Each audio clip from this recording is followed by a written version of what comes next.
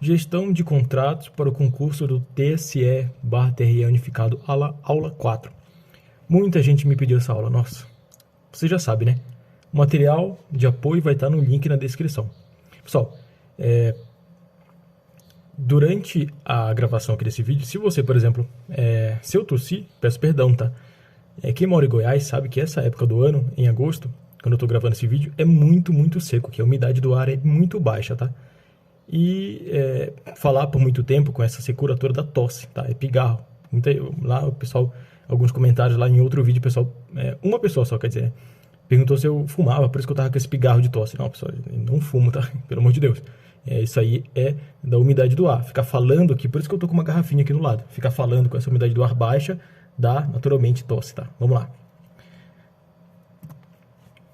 Primeira questão, pessoal. Informática, tá? Área informática, CAPES, analista 2024, CESP, tá? Vamos lá, essa questão é muito interessante. Considere que determinada licitação para entrega de serviços de TI tenha sido adjudicada à empresa alfa e que esta, durante a execução do contrato, tenha subcontratado parte do serviço de TI à empresa beta. Então tá. A empresa alfa subcontratou parte desse serviço à empresa beta, tá? Então tá. Até aqui a gente já entendeu, né? Nessa situação, à luz da lei de licitações e contratos, o gestor do contrato deverá comunicar à empresa alfa que a subcontratação do serviço de TI foi ilegal. Isso aqui já é assertivo, tá, pessoal? Já é a afirmação nossa, tá bom? Volta. Isso aqui já é a nossa afirmação, tá bom? Beleza. O gestor do contrato deverá comunicar à empresa alfa que a subcontratação do serviço de TI foi ilegal. Por quê? Uma vez que a administração pública veda de forma absoluta as subcontratações de serviços. E aí, pessoal? Essa questão está certa ou errado? O que você marcaria na sua prova? Está com o seu material de apoio aí? Pausa o vídeo, vê a resolução no material de apoio e depois aqui no vídeo, tá? Pessoal, essa questão está errada, tá? Por quê? É claro que a administração não veda de forma absoluta, tá? Não veda de forma absoluta aí a subcontratação, tá? Não tem essa vedação, tá? De subcontratação, tá bom? O que o nosso artigo 122 diz? Diz assim: na execução do contrato e sem prejuízo das responsabilidades contratuais e legais, o contratado poderá, pessoal, ó, verbo modalizador, poderá, tá? Subcontratar partes da obra, do serviço ou do fornecimento, até o limite autorizado, em cada caso, pela administração. Então, ele pode subcontratar? Pode. Qual o limite? Vai ser o limite autorizado em cada caso pela administração pública, tá bom? E o parágrafo terceiro aqui do artigo 122 é bem interessante, porque ele veda algumas situações que não poderá acontecer a subcontratação. Diz assim: será vedada a subcontratação de pessoa física ou jurídica, se aquela ou os dirigentes desta, língua portuguesa, se aquela, quem é aquela? Aquela tá falando de pessoa física, tá? E destas, dirigente destas, de quem? Jurídica, tá? Vamos lá. Mantiverem vínculo de natureza técnica, comercial, econômica, financeira, trabalhista ou civil. Com quem? Com dirigente de órgão ou entidade contratante, ou com agente público que desempenhe função na licitação ou atue na fiscalização na gestão do contrato, ou se deles forem cônjuge, companheiro ou parentes em linha reta, colateral ou por afinidade. Qual o grau de parentesco? Até o 3º grau, devendo essa proibição constar expressamente do edital de licitação, tá bom? A questão está expressamente errada. Por quê? Porque ela disse que não pode, pessoal. Diz que essa subcontratação foi ilegal e que ainda, esse é o primeiro erro, e o segundo diz que porque a administração pública veda de forma absoluta a subcontratação, não. Essa afirmativa contradiz o artigo 122 da Lei de Licitações e Contratos, por isso que a questão foi considerada errada, tá? Próxima questão. Outra questão bem grande, tá? Mas bastante interessante, do CEPRASP, perito criminal, Polícia Civil de Alagoas, tá? Quer dizer, perdão, é perito criminal de engenharia civil, não é Polícia Civil, não, perdão, viajei aqui, tá? Eu nem sei a sigla disso aqui, falo a verdade pra vocês, mas é perito criminal. Eu não sei se é Polícia Civil, se for, você me fala, pessoal. Vamos lá. Determinada obra pública, licitada pela Lei 14.133 de 2021 e contratada pelo regime de contratação semi-integrada. Qual foi o regime de contratação? Foi o regime semi-integrada, tá? Teve uma prorrogação de prazo de execução aceita pela fiscalização. Tá. Com devido acréscimo de administração local. Tá. Vamos lá. Além disso, com o objetivo de inovar tecnologicamente, a contratada pleiteou a alteração do projeto estrutural. Volta aqui. Com o objetivo de quê? De inovar tecnologicamente. Tá? A contratada pleiteou a alteração do projeto estrutural do prédio previsto no projeto básico, cuja solução foi considerada na matriz de risco do contrato como obrigação de meio. Olha as palavras que eu estou grifando aqui, como obrigação de meio. Então tá. Percebeu? O enunciado bem grande. Vamos para julgar agora a assertiva. O que a assertiva diz? Questão de alto nível, tá, pessoal? Questão de alto nível. Tá? Vamos lá. Por se tratar de inovação tecnológica em uma contratação semi-integrada, a contratada tem liberdade para alterar a solução estrutural apresentada no projeto básico. E aí, pessoal, tá certo ou errado? Hein? A contratada tem essa liberdade para inovar? E aí? Se caísse uma dessa no TSE, o que você marcaria? Ficaria em dúvida? Teria certeza de acertar ou errar? E aí? O que você marcaria? Treinar é para isso. Como é que eu tô? E se vier uma questão dessa, entendeu? É por isso que a gente deve treinar, tá? Mas se cair uma dessa, você não vai errar mais. Tá errado, pessoal. Por que tá errado? Eu trouxe alguns conceitos aqui bem importantes para nós. Então, fica ligado que isso aqui cobra, e quando cobra, cai meio mundo de gente, tá? As pessoas têm dificuldade com isso aqui. Vamos lá, você não vai ter mais. Artigo 46, parágrafo 1º. Na contratação semi-integrada, que é que foi que a assertiva falou, mediante prévia autorização da administração pública, o projeto básico poderá ser alterado, desde que demonstrada a superioridade das inovações propostas pelo contratado em termos de redução de custo, de aumento de qualidade. Tudo isso aqui já foi cobrado, tá? Fica ligado. De redução de prazo de execução ou de facilidade de manutenção ou operação, assumindo o contratado a responsabilidade integral pelos riscos associados à alteração do projeto básico.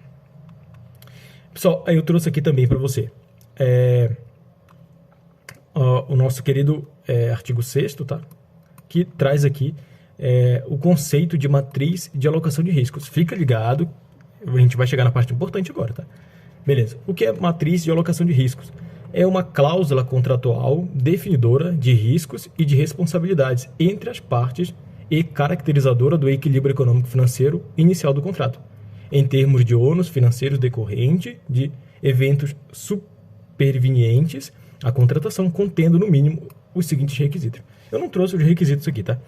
Mas já fica ligado nesse conceito de matriz de alocação de riscos que as bancas costumam trocar, tá? Coloca uma nomenclatura lá e diz que, por exemplo, é o conceito de matriz de alocação de riscos. Mas fica ligado para você acertar questões, se porventura vier com esse sentido, tá? Agora aqui, pessoal, o que é que eu quis... O mais importante dessa questão é isso aqui, ó. O que é obrigação de meio e o que é obrigação de resultado, tá? Ó, a linha B do artigo 6º, do inciso 27, diz assim: no caso de obrigação de resultado, olha aqui o que eu coloquei, obrigação de resultado. Estabelecimento das frações do objeto com relação às quais haverá liberdade para os contratados inovarem em soluções metodológicas ou tecnológicas em termos de modificação ou das soluções previamente delineadas no projeto ou no anteprojeto ou no projeto básico. Então, presta atenção nisso aqui. Nas obrigações de resultado, haverá liberdade para essa inovação, né, em termos de inovações metodológicas ou inovações tecnológicas.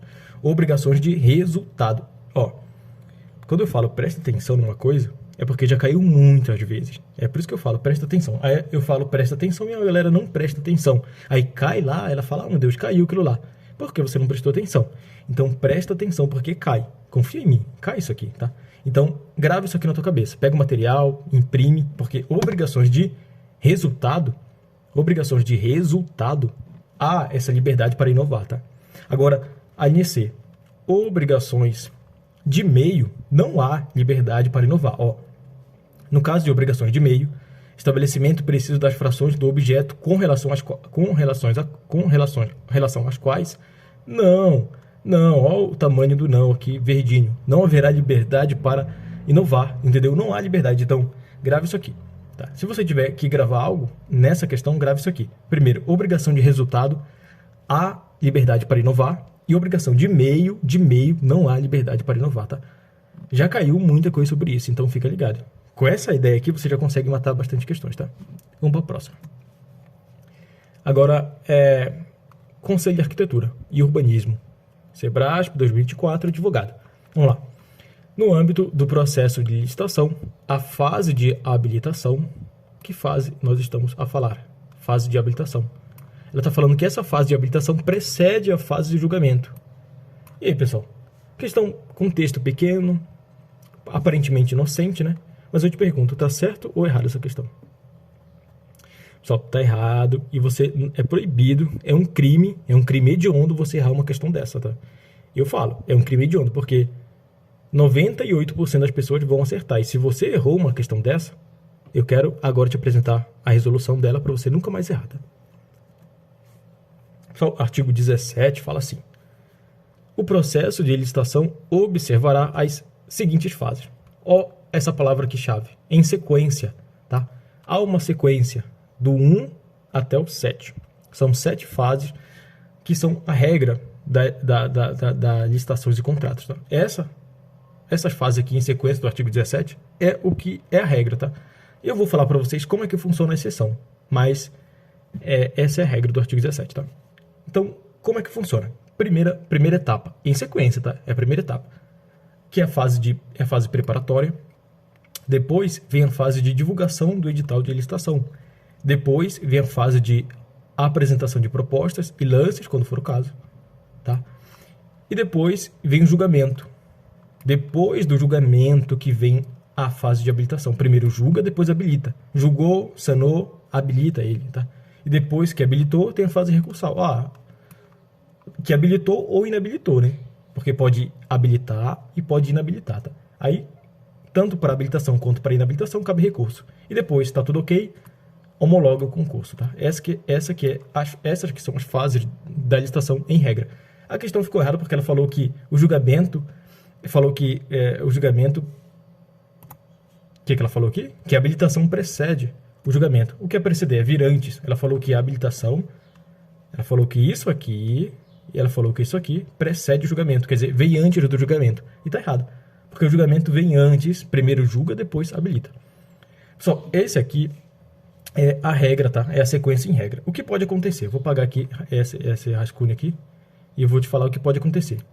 Tem uma previsão lá na própria lei. Eu não trouxe aqui escrito, mas eu vou falar para você. Eu não trouxe exatamente para falar aqui com a gente, tá?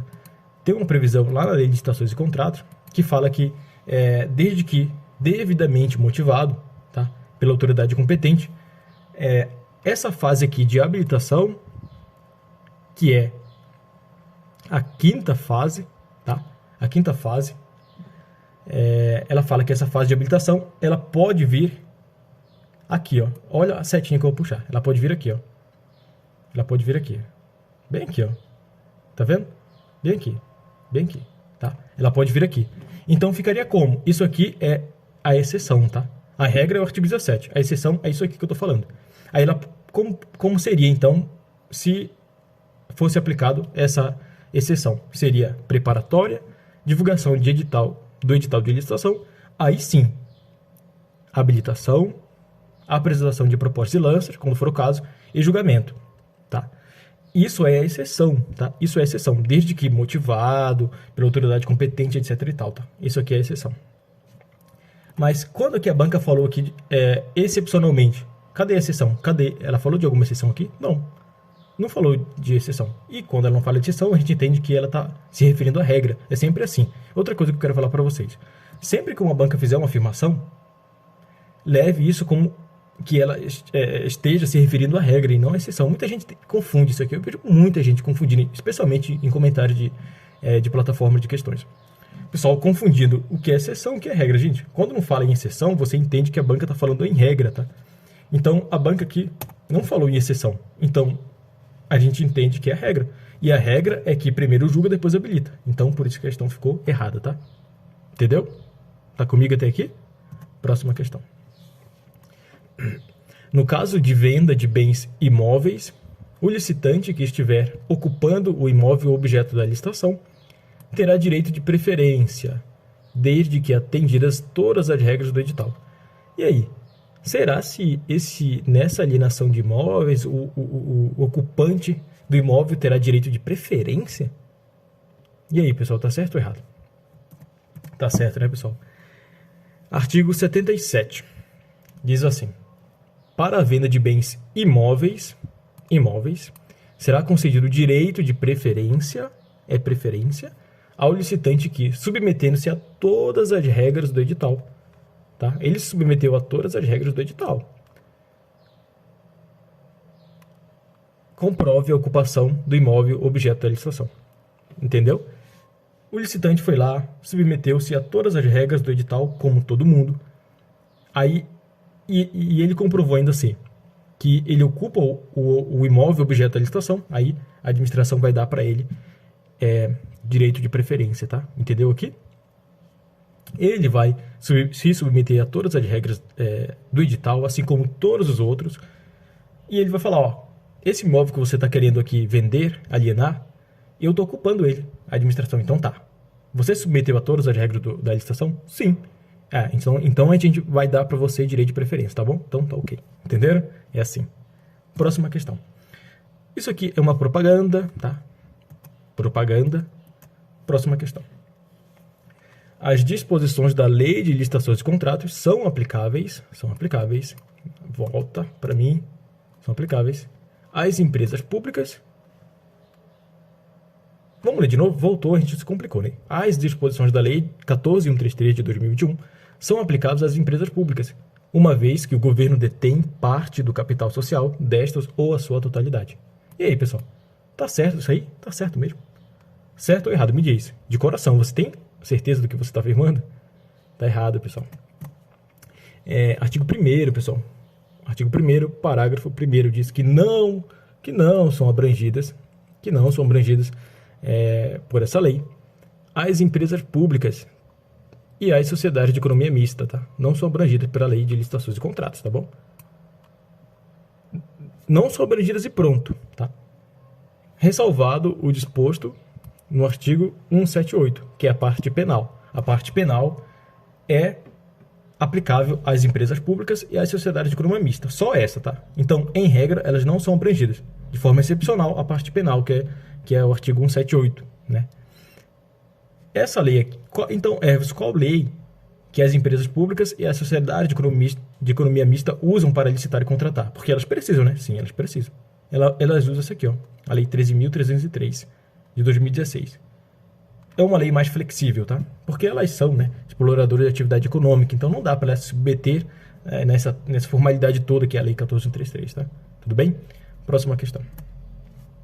INPE na lista de planejamento 2024. Interessante, tá? Questão alto nível, concurso alto nível, tá? Recentíssima.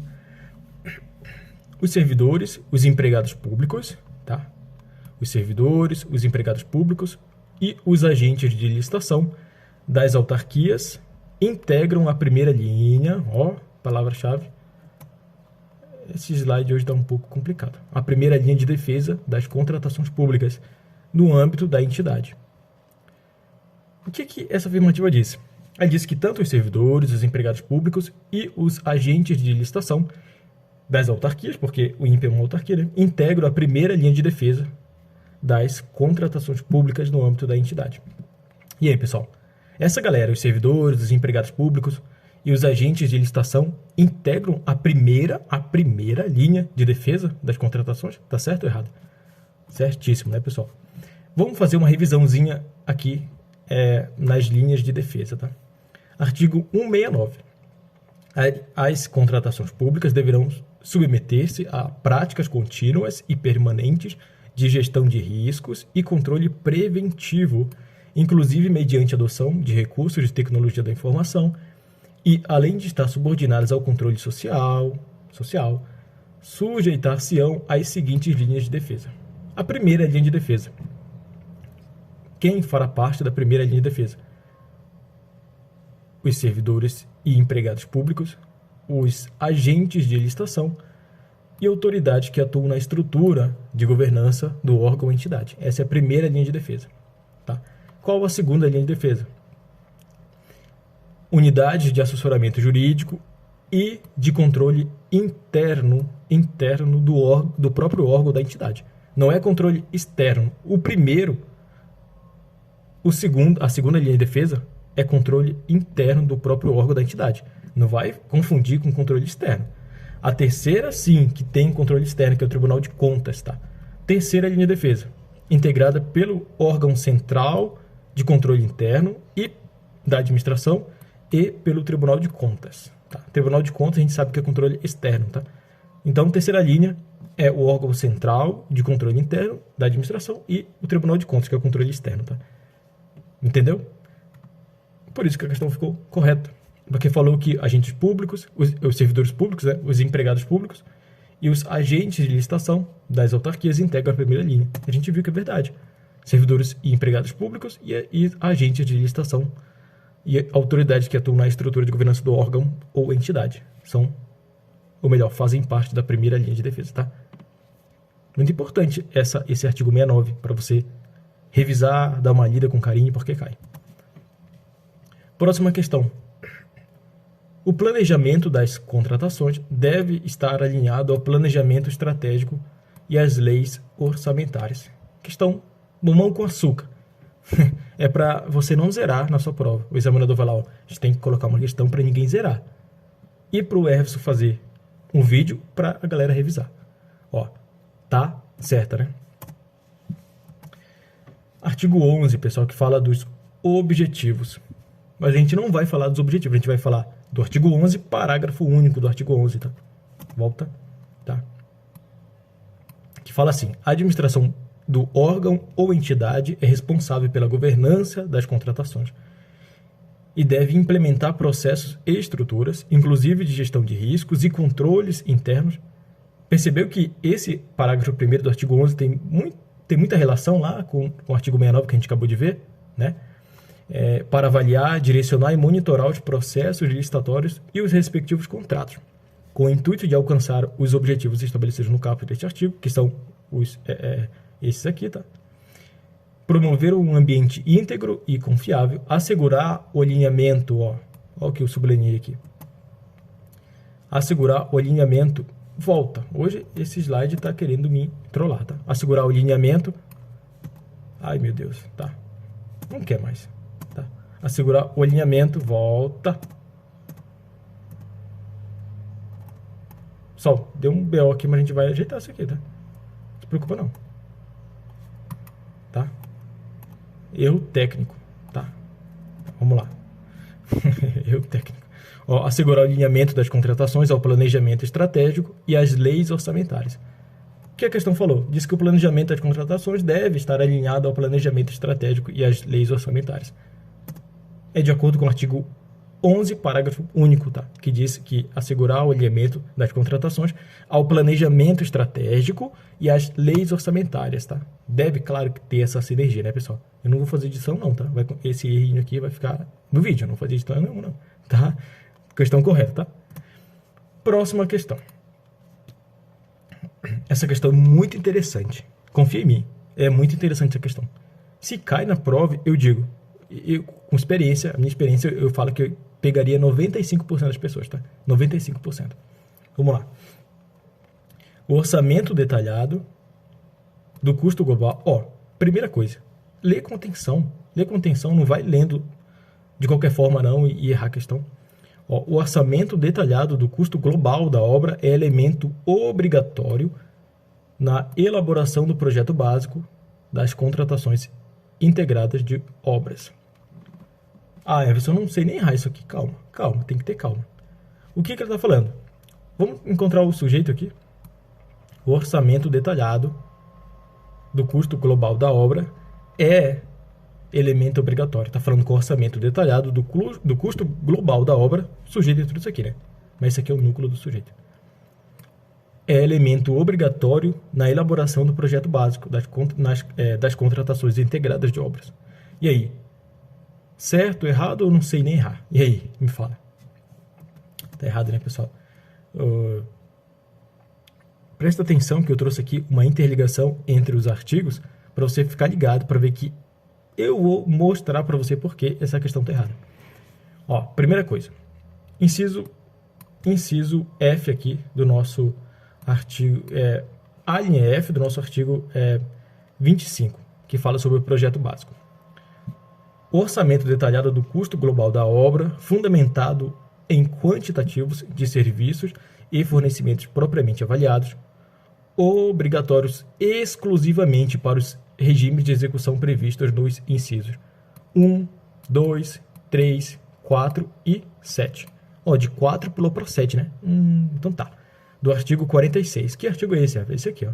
Tá. Então, beleza. O projeto básico deve conter, entre outras coisas, a linha F, que é essa aqui, que é o orçamento detalhado do custo global da obra. Mas é exclusivo para quem? Para esses regimes de contratação previsto no inciso 1, no inciso 2, 3, 4 e 7 do artigo 46. Então, vamos dar uma olhada aqui no artigo 46, que é esse aqui. Então tá.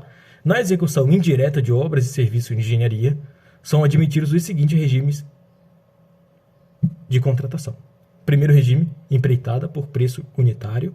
Segundo, empreitada por preço global. Terceiro, empreitada integral.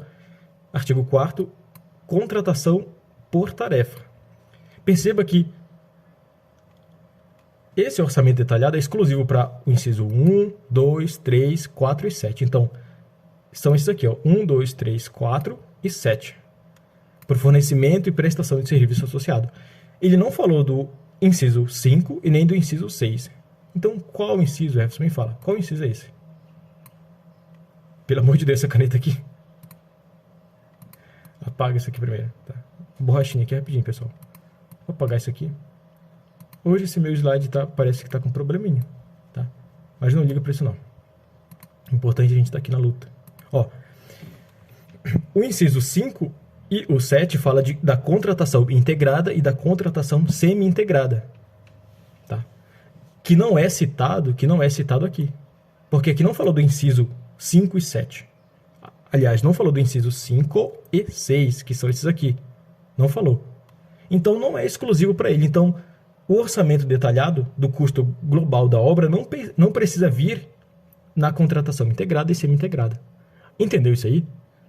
É um pouco difícil de entender? É. Mas você consegue entender eu explicando agora? Entendeu com esse esqueminha aqui na tela? Pois é. O que a questão disse, Jefferson? Que eu não lembro mais. Ela disse assim, que o orçamento detalhado do custo global da obra é elemento obrigatório. Para quê? Na elaboração do projeto básico até que tá certo. Mas ela falou para as contratações integradas.